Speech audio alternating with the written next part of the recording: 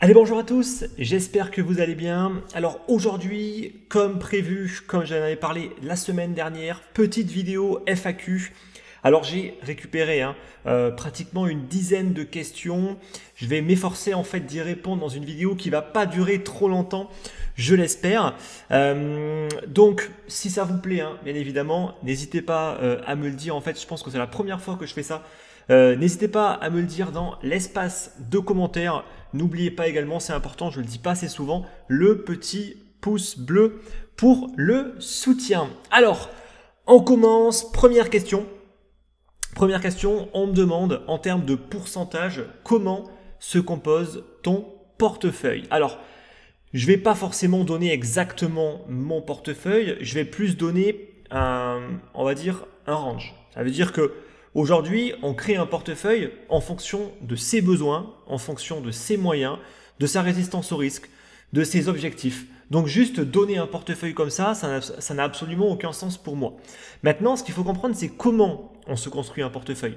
Alors, comment est-ce qu'on pondère son portefeuille en actions, en crypto, en métaux précieux, même on pourrait mettre également en devises et en obligations, voire même en immobilier également si on aime bien l'immobilier. Alors déjà, ce qu'il faut comprendre, c'est que normalement, quand on va se construire un portefeuille, on ne va pas forcément surpondérer les actifs qui performent le plus et qui sont les plus volatiles. On va essayer en fait de se construire un portefeuille qui va être plutôt bien équilibré pour essayer quand même de ne pas avoir un portefeuille qui fait le yo-yo. Alors après, bien sûr, de nouveau, c'est en fonction de chacun. Si on est jeune, qu'on peut se permettre de prendre beaucoup de risques, on va forcément beaucoup plus pondérer les actifs les plus risqués et on va mettre un petit peu de côté les actifs les moins risqués. Donc vraiment, c'est en fonction de votre profil.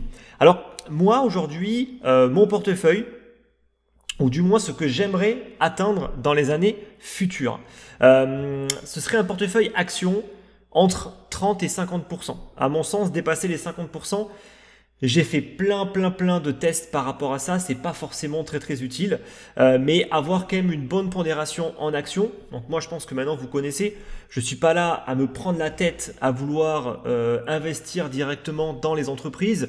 Honnêtement, ça sert à rien, c'est contre-productif. On va directement s'exposer sur les indices via les ETF. J'avais déjà fait en fait plusieurs vidéos par rapport à ça. C'est ce qui fonctionne le mieux. Et aujourd'hui, quand je regarde la performance de mes portefeuilles par rapport à plein d'autres personnes qui partagent justement des portefeuilles de type beaucoup plus action dans lesquels ils vont choisir directement les entreprises, et je peux vous assurer que les indices, une nouvelle fois, ça fonctionne beaucoup mieux. Ensuite, par rapport à l'or. Alors l'or, théoriquement, l'or c'est vraiment une valeur refuge. Donc sur le très long terme, ça performe pas forcément, ça performe très peu. Net d'inflation, on est à peu près à 1, 2, 3% par an. Donc c'est pas non plus énorme. Maintenant, il y a des tendances sur l'or. Je pense que en temps normal, il est recommandé en fait d'avoir à peu près 5% d'or. Trop d'or, c'est contre-productif parce que, comme je peux vous le dire, sur le long terme, ça performe pas beaucoup. Maintenant, aujourd'hui, depuis une année, on est sur un cycle plutôt haussier sur l'or. Et moi, depuis un an, c'est vrai que j'ai pas mal investi dans l'or et je suis monté jusqu'à 20% de mon capital investi en or. Donc, via plusieurs moyens différents. Soit on va directement acheter de l'or physique, c'est plus recommandé de passer par les pièces d'or, c'est beaucoup plus facile en fait à vendre. On peut également s'exposer, moi je l'ai fait via des ETF or ou ETC notamment pour le marché européen. Et on peut également s'exposer soit aux minières, soit à des streaming compagnies ou des choses comme ça, des compagnies en fait qui vont avoir un cours d'action qui est plutôt corrélé avec l'or. Voilà. Ensuite, Bitcoin. Donc Bitcoin, à mon sens, entre 3 et 10%. Alors peut-être 3%, on va me dire attends, mais que ça. Mais en fait, il faut comprendre que sur un portefeuille de long terme, ne serait-ce qu'avoir que 3% dans le portefeuille, d'une part, en fait, ça fait que on ne subit pas en fait la volatilité. Par contre, on va quand même profiter des forts cycles haussiers du Bitcoin. Alors bien évidemment, 3%, on ne peut pas non plus s'attendre à faire des rendements de 200, 300, 500% par an. Bien évidemment, c'est pour, on va dire, contenir le risque et la volatilité, vraiment la réduire au maximum, tout en essayant quand même de profiter de la performance. Et mine de rien, ceux qui ont ajouté 3% depuis 5 ans de Bitcoin à leur portefeuille, je peux vous assurer qu'ils ont eu de très très belles performances. Sans pour autant augmenter le risque et la volatilité de son portefeuille. On peut augmenter jusqu'à 10%. 10%, ça commence quand même à être assez intéressant. Bien sûr qu'on peut aller à plus, hein, bien évidemment. On peut aller à 15, à 20. Mais après, il faut quand même bien prendre en compte que si on est jeune, qu'on veut prendre du risque, qu'on n'a pas forcément en fait beaucoup d'argent de côté, ça peut se comprendre, d'accord? Ça peut se comprendre d'aller uniquement chercher que de la rentabilité sur du Bitcoin, sur des actions, ça peut se comprendre, mais il faudra quand même basculer un moment ou à un autre, à mon sens, sur un portefeuille qui est beaucoup moins volatile et un petit peu plus, j'ai envie de dire, reposant, même d'un point de vue psychologique. Donc voilà un petit peu par rapport à la composition d'un portefeuille. Ensuite, deuxième question. Peux-tu nous donner une idée des alts sérieuses sur lesquelles on devrait se positionner, bon, ou même se repositionner. Bon, alors je pars du principe que là en l'occurrence la personne a dû revendre et du nombre d'altcoins qu'il est raisonnable d'avoir en portefeuille. Bon, ça c'est pas une question à laquelle je vais pouvoir répondre avec précision comme j'ai pu le faire pour la précédente pour le coup. En fait là moi si je te donne des cryptos c'est uniquement mon avis. Mon avis n'est pas forcément l'avis en fait de tout le monde. Mon avis n'est pas forcément l'avis qui va le mieux fonctionner. Je suis pas forcément le meilleur absolu. Enfin en tout cas je me reconnais pas du tout comme ça. Pour moi déjà sans aucun doute les principales altcoins. Il faut jamais les oublier. On va avoir Ethereum, on va avoir le BNB, on va avoir par exemple Link. On peut rester encore sur quelques blockchains de type Cardano, Tezos par exemple, qui sont à mon sens encore assez intéressantes. On peut bien évidemment commencer à s'exposer sur la DeFi avec des projets comme Aave, comme Yearn Finance, comme Compound, Uniswap récemment qui a justement distribué pas mal de tokens unis. Si on veut jouer les nouvelles blockchains, on peut aller chercher sur Polkadot. Je sais qu'il y a pas mal de personnes qui me posent des questions sur qu'est-ce que c'est que Polkadot. C'est une blockchain. C'est une nouvelle blockchain, enfin nouvelle. Le développement, ou du moins la recherche, a commencé en 2016. Donc ça date quand même pas d'hier. Il y a eu une ICO en 2017. Ils ont perdu malheureusement une partie de leurs fonds à cause du portefeuille de Parity. Mais en tout cas, c'est un gros projet, sans aucun doute, qui a été créé par, si je dis pas de bêtises, un des cofondateurs d'Ethereum et également le créateur du langage d'Ethereum pour les smart contracts, Solidity. Donc c'est quand même une personne qui a une certaine renommée aujourd'hui. Je pense que c'est surtout pour ça en fait qu'il y a eu beaucoup de financements privés qui ont de nouveau financé en fait le projet, vu qu'ils ont quand même perdu, je crois, les 2/3 de leur levée de fonds. Leur levée de fonds qui avait eu lieu en 2017, je crois qu'ils avaient levé 140 millions de dollars, il me semble. Donc ils avaient quand même levé beaucoup. Ils ont perdu les 2/3 à cause justement du portefeuille de Parity où il y a un des développeurs qui a bloqué par erreur les fonds. Donc c'est pas forcément en rapport direct avec le projet Polkadot, mais Parity est extrêmement lié justement avec le projet. Et justement, ils vont utiliser une des blockchains qui avait été développée par Parity. Donc, en gros, c'est bien évidemment, c'est un gros projet. C'est une blockchain qui vise bien évidemment la scalabilité, la rapidité, l'interopérabilité également. J'ai envie de dire comme beaucoup en fait de blockchains. Elle a un consensus qui est assez innovant. Elle a un système de gouvernance également qui est assez innovant. Voilà, donc il y a plein de trucs qui font que oui, c'est effectivement un projet qui est assez intéressant. Il y en a d'autres. Il y a par exemple le projet Algorand, il y a Avalanche, il y avait eu l'ICO justement, j'en avais partagé en fait dans mes lettres d'investissement.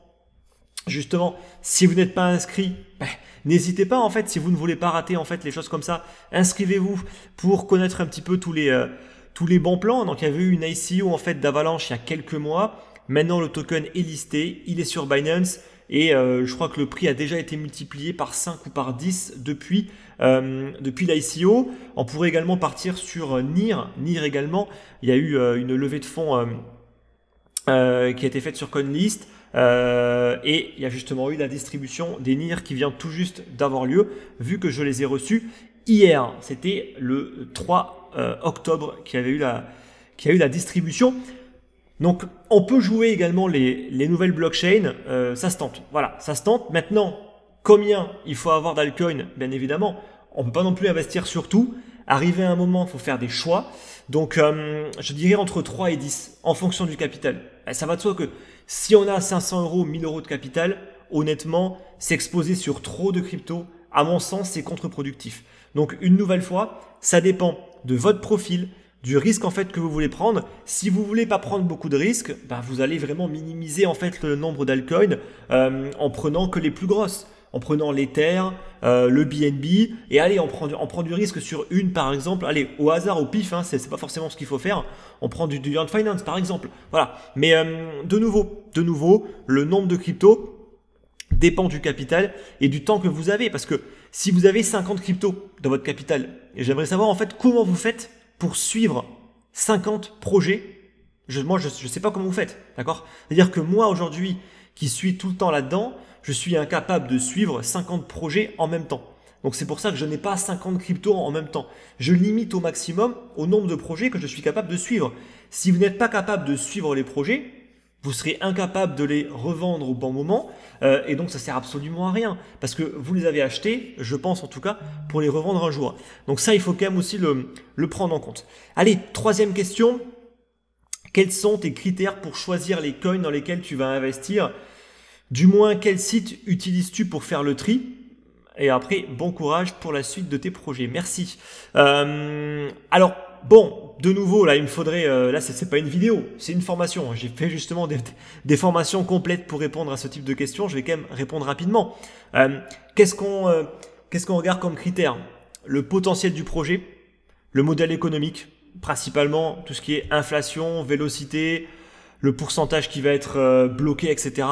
La communauté, facteur très important. Le facteur de la liquidité également qui est très important. Bon, franchement, il y a un panel qui est assez large, mais les plus importants à mon sens, c'est le modèle économique, la communauté qui est très très très importante pour la liquidité, pour le listing sur les plateformes. Un projet sans communauté, honnêtement, oubliez, il sera listé nulle part, il n'intéressera personne. Un projet peut être vraiment un gros shitcoin et avoir une grosse communauté en fait derrière, il se fera lister partout et vous pourrez avoir un retour sur investissement qui sera extrêmement important.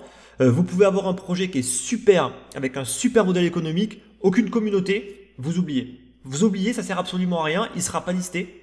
Il y aura personne qui sera intéressé, personne qui va en parler, donc le prix va juste stagner, rien faire, voire faire que baisser. Ça, on l'a vu à de nombreuses reprises, donc c'est pour ça qu'il faut absolument prendre en compte tous ces facteurs-là. Est-ce qu'il y a des sites pour faire le tri? J'ai envie de te dire, malheureusement, en fait, s'il y avait un site miracle qui te dit en fait les bons projets, bon, ben, j'ai envie de dire ça serait, et ce serait même trop beau pour être vrai. Non, ça n'existe pas en fait ça. Tu peux aller sur Messari, sur CoinMarketCap. Messari est assez intéressant parce que on peut vraiment bien filtrer en fonction justement du modèle économique et des données fondamentales. Donc ça, pour le coup, c'est intéressant. Twitter, c'est un très très bon site. Si vous suivez les bonnes personnes, il peut y avoir du bruit, mais ça peut être un moyen rapide pour la DeFi par exemple, pour être au courant un petit peu de tous les nouveaux projets. Vous suivez 2-3 comptes de mecs qui sont ultra actifs sur la DeFi. Ils vont certainement dire plein de conneries, mais c'est pas grave, vous prenez que ce qui est bon et ça peut être largement suffisant. Auparavant, c'était vraiment sur bitcointalk.org qu'il fallait aller pour aller voir un petit peu tous les nouveaux projets en avant-première. Bon, maintenant c'est un petit peu old school, c'est un petit peu dépassé tout ça, et surtout c'était extrêmement long, pardon. Il y avait énormément de projets. Moi, je pense que voilà, Messari, CoinMarketCap, et après les réseaux sociaux. Les réseaux sociaux, c'est là où vous allez tout de suite pouvoir ressentir si un projet a une grosse communauté ou pas. Voilà, ça c'est important, vraiment c'est très très important. Ensuite, quand sera de nouveau disponible la formation Decrypt Mastery? Alors, je suis en train de bosser dessus actuellement. J'avoue que il y a eu pas mal de mois très actifs sur les cryptos. J'ai plus préféré trader que avancer en fait sur la mise à jour. Là maintenant que le marché s'est clairement calmé, j'ai repris clairement le boulot par rapport à ça. J'espère pouvoir la sortir avant la fin de l'année. Au pire du pire, ce sera en janvier de l'année prochaine. En tout cas, il faut s'inscrire et inscris-toi aux lettres d'investissement si tu veux être prévenu, ou tu peux également trouver le lien dans la description pour te mettre sur la liste d'attente. On est à 15 minutes, donc j'ai encore un peu le temps de répondre à quelques autres questions. Alors, pour une stratégie d'accumulation long terme sur le Bitcoin, quel indicateur suis-tu afin de savoir à quel moment sortir puis re-entrer? Bon, là, on ne se le cache pas. Hein. Ce que tu me demandes, c'est une méthode miracle pour savoir quand vendre et quand acheter. Bon, ça existe. Il y a des indicateurs qui fonctionnent aujourd'hui. Est-ce qu'ils vont fonctionner encore dans le futur? Ça, on n'en sait rien. Il y a par exemple les droites de régression qui fonctionnent plutôt bien. On peut également avoir des indicateurs qui vont calculer en fait les tops. Ça peut être pas mal. Et aussi, ce qui est pas trop mal, il y a le MVRV. Le MVRV qui va se baser en fait sur la market cap réelle. Donc eux en anglais ils l'appellent released market cap. Donc en gros la market cap classique, hein, elle se calcule très simplement.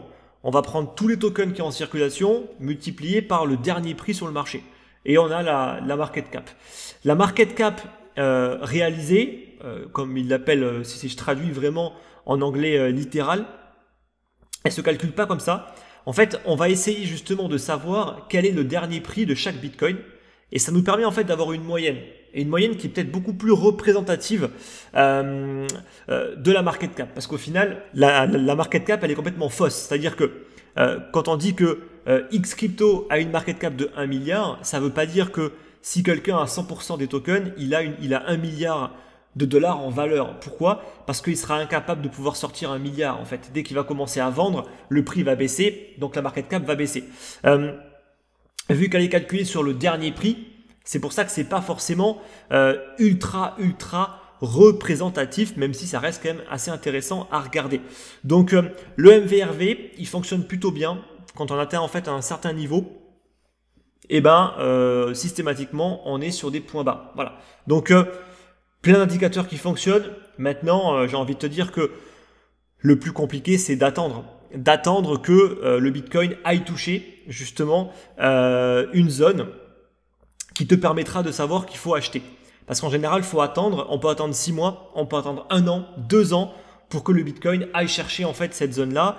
Il y a peu de personnes qui sont capables d'attendre comme ça durant 1 année, 2 années, vraiment le moment parfait pour acheter. Très peu de personnes sont capables de le faire. Donc très souvent, on va dire que tu vas être tenté d'acheter ou de revendre avant d'avoir le signal d'un indicateur qui pourrait fonctionner. Et c'est pour ça que très souvent, la plupart des gens en fait ne les regardent pas et encore moins ne les suivent pas. Parce que psychologiquement, c'est assez compliqué. Ensuite, la meilleure carte bancaire crypto. Bon, de toute façon, j'ai envie de te dire qu'une carte bancaire, c'est une carte bancaire. Tant qu'elle fonctionne, j'ai envie de te dire, et tant qu'elle fait le taf. La seule différence, ça va être quoi? Le cashback, c'est ce qui excite un petit peu les gens. Avec le cashback, tu as plusieurs projets qui sont intéressants. Tu as crypto.com, tu as Binance Card qui est aussi pas mal du tout au niveau du cashback. Je sais que moi, pour le coup, j'ai tout de suite quasiment eu le cashback le plus élevé, vu que j'ai pas mal de BNB en fait sur mon compte Binance pour participer à plein de choses.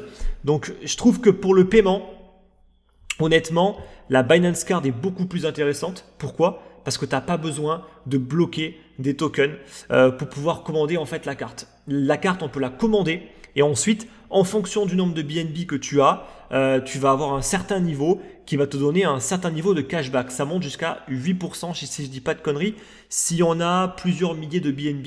Mais en tout cas, de raisonnable, tu peux atteindre au moins les 500 BNB, ce qui te permet d'avoir 5% de cashback. C'est quand même pas négligeable. Voilà. Alors que sur crypto.com ou même Swipe par exemple, il faut bloquer leur token, le CRO ou le SXP. Honnêtement, moi, je suis beaucoup plus confiant à bloquer du BNB qu'à bloquer du CRO ou du Swipe. Voilà. Donc, ils fonctionnent tous. Pour les récompenses, Swipe, c'est pas trop mal parce que tu as Netflix, tu as Spotify et tu as Amazon Prime. Et il suffit en fait de bloquer 300 SXP. Je crois que ça vaut à peu près dans les 1,5 $. Donc c'est assez intéressant pour pouvoir profiter en fait de ces remboursements. Bon, sinon il y a aussi Crypto.com qui fait le taf. Les données privées et notamment les données transactionnelles et d'investissement des utilisateurs n'est-il pas le vrai business des plateformes telles que Crypto.com qui ne sont pas tenues au secret bancaire comme les banques tradies? Moi, je pense pas. Bah là, honnêtement, c'est juste mon avis. J'ai pas été vérifié parce que je ne suis pas capable de vérifier ça. Je pense pas que le business soit assez juteux aujourd'hui pour Crypto.com parce qu'ils ont un business qui est bien plus juteux que ça. C'est le CRO. Ils ont émis un token qui est une sorte de planche à billets, comme plein d'autres le font, bien évidemment, qui leur permet en fait d'avoir limite des ressources illimitées. Alors bien sûr, illimité tant que le CRO est acheté et arrive à maintenir une valeur, mais en l'occurrence, quand tu es capable d'émettre un token, d'en conserver une grande majorité, et que ce token-là, il est liquide, il est valorisé, qu'est-ce que tu vas t'embêter à revendre des données? Je veux dire, c'est une planche à billets, c'est carrément une planche à billets. Donc pour moi, Crypto.com aujourd'hui peut se permettre de faire tout ça parce que tout simplement, ils ont créé de la monnaie en créant le CRO en plus du MCO et c'est extrêmement lucratif pour l'instant. Voilà. Maintenant, leur modèle économique n'est pas viable, ça c'est une certitude. Il le sera peut-être dans quelques années s'ils arrivent à faire une transition, mais en tout cas, faut pas être dupe par rapport à ça. On sait que c'est parce qu'il y a du CRO qui est en grande quantité dans les mains de Crypto.com.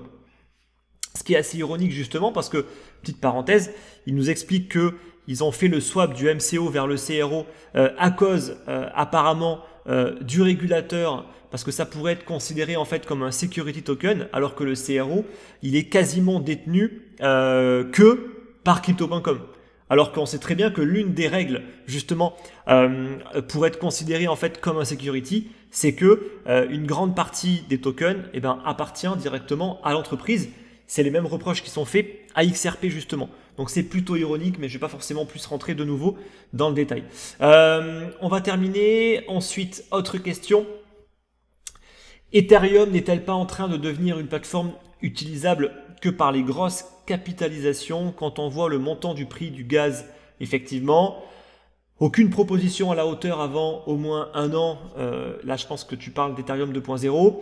La multiplication des blockchains concurrentes. Alors ça, j'ai envie de te dire, c'est pas nouveau. Il y a déjà eu en fait toutes les premières vagues de concurrents d'Ethereum qui sont Tron, Cardano, EOS, etc., etc., etc.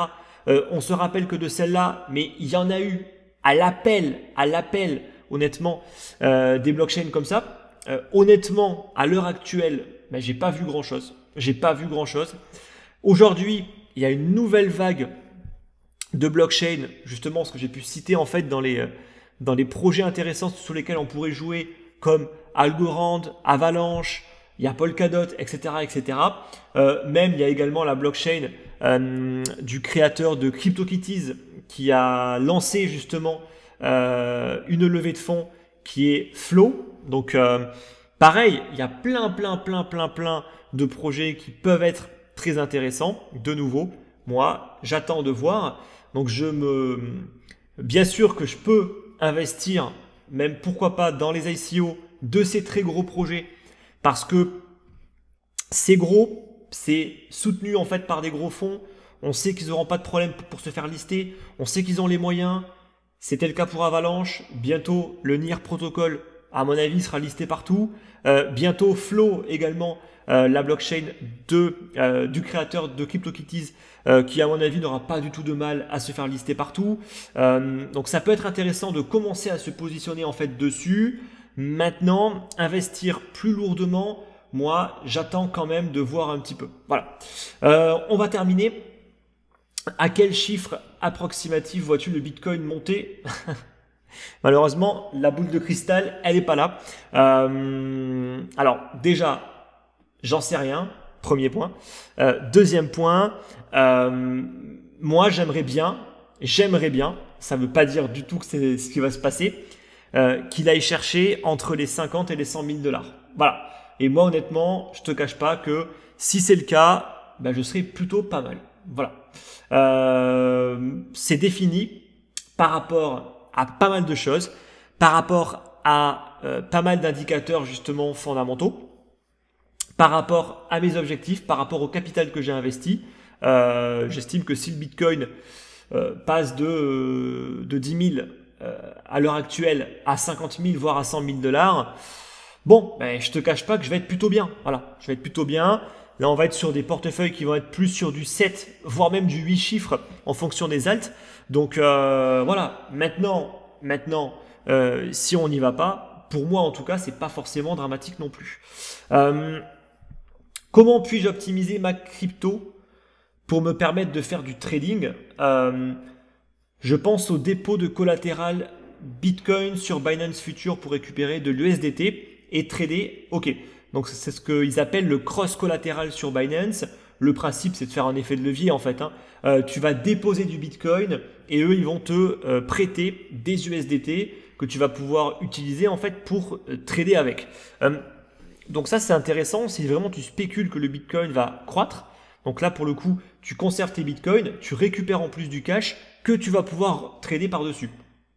Donc bien évidemment, comme tout effet de levier, le risque, il est où? Le risque, il est si jamais en fait le Bitcoin au final se met à baisser fortement, même si au final c'est un effet de levier qui est extrêmement faible parce que Binance va pas beaucoup en fait te prêter. J'ai plus les chiffres en tête, mais il va te prêter, par exemple, je dis au pif, si tu mets un Bitcoin pour 10 000 dollars, il va peut-être te prêter entre 3 000 et 5 000 dollars. Donc il y a quand même une marge qui est assez importante, mais il y a quand même un risque de liquidation. Et si tu es liquidé, ben, tu perds tes bitcoins. Voilà. Donc ça, il faut quand même le prendre en compte. Je crois qu'il n'y a pas de frais, il n'y a pas d'intérêt. Il me semble en tout cas de quand j'avais regardé ça il y a quelques mois, ça a peut-être changé, mais ça peut être intéressant. Mais honnêtement, dans un bull market, quand le bitcoin est fortement haussier. Actuellement, c'est pas le cas. Actuellement, on est même plus sur une vague de correction que de hausse. Moi, pourquoi pas? Si le Bitcoin nous casse les 12 000, 12 500 dollars et qu'on commence à partir en accélération, pourquoi pas le faire? Mais bon, d'un autre côté, tu vas centraliser en fait tes Bitcoins sur Binance, tu vas prendre un petit effet de levier. Tu peux faire ça si tu maîtrises le trading, que tu as déjà tout en capital de trading qui est utilisé et tu veux en fait prendre d'autres positions qui sont sécurisées. Si bien sûr tu gères bien ton risque, pourquoi pas reprendre un petit peu de levier. Bon, maintenant j'ai envie de te dire, tu peux prendre du levier sur Binance Future sans aucun problème. Donc pourquoi mettre en risque ces bitcoins? Je vois pas trop l'intérêt, sachant que ça coûte pas trop cher en fait de prendre du levier aujourd'hui sur Binance Future. Tu peux très bien prendre un petit levier, 1,5, 2, ça te permettra quand même de pouvoir continuer à prendre des positions. Donc pourquoi pas, mais franchement, tout dépend vraiment en fait de ta stratégie. C'est sûr que si tu as un très très gros capital Bitcoin, que tu n'as pas envie de le vendre et que tu n'as pas forcément du cash de côté, pourquoi pas, mais je pense qu'on n'y est pas encore. Honnêtement, les conditions ne sont pas encore réunies à mon sens pour commencer à prendre beaucoup plus de risques. Déjà, attends que le marché commence à bien s'exciter, attends qu'il y ait plein d'opportunités et que tu n'aies plus en fait de capital cash pour pouvoir trader et après commence à prendre du levier. Mais comme je te l'ai dit, sur Binance Future, le levier coûte pas super cher. Donc voilà, il y a du oui, il y a du pour et il y a du contre par rapport au cross margin. Pardon, le cross collatéral, pas le cross margin. Donc voilà un petit peu pour cette première QA. Bon, je m'en suis tenu à 30 minutes. Donc j'espère que ça vous a plu. Donc si vous avez d'autres questions, je ne referai peut-être pas ça pour la semaine prochaine, mais en tout cas, je le referai probablement dans les mois à venir. Donc n'oubliez pas le petit like pour le soutien. Et quant à nous, on se retrouve dimanche prochain, même heure, pour la prochaine vidéo. Allez, bye bye!